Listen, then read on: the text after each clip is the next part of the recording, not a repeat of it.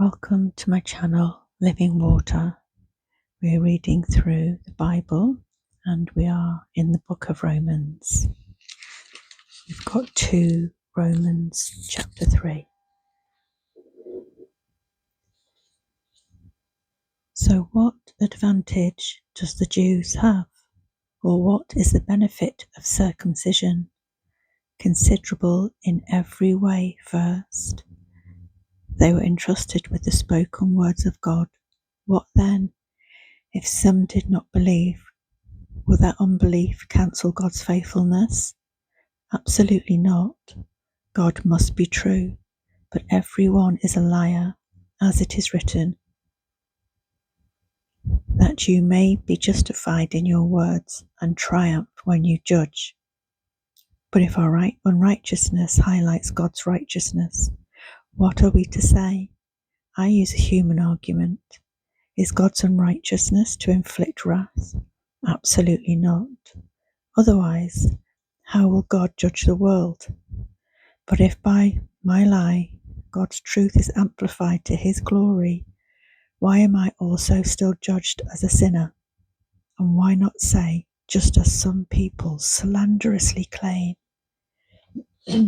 we say, let us do evil so that good may come. Their condemnation is deserved. What then? Are we any better? Not at all.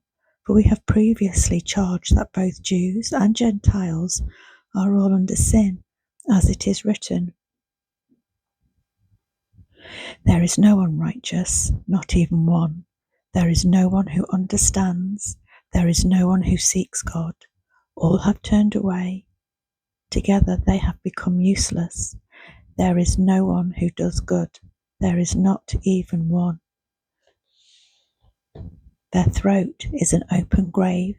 They deceive with their tongues. Viper's venom is under their lips. Their mouth is full of cursing and bitterness. Their feet are swift to shed blood. Ruin and wretchedness are in their paths, and the path of peace they have not known. There is no fear of God before their eyes. Now we know that whatever the law says speaks to those who are subject to the law, so that every mouth may be shut and the whole world may become subject to God's judgment. For no flesh will be justified in his sight by the works of the law, for through the law comes the knowledge of sin. But now, apart from the law, God's righteousness has been revealed, attested by the law and the prophets.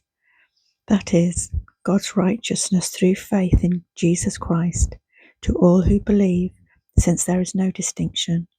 For all have sinned and fall short of the glory of God. They are justified freely by his grace.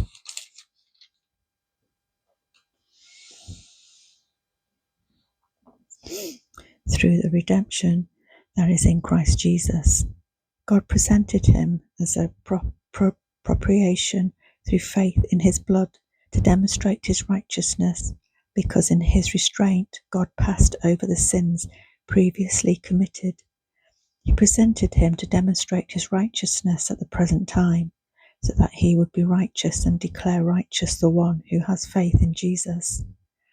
Where then is boasting? It is excluded. By what kind of law? By one of works?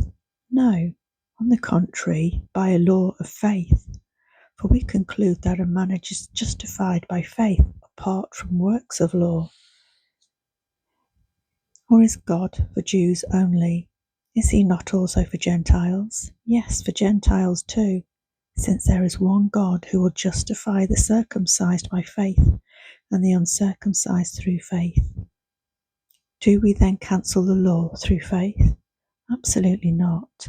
On the contrary, we uphold the law.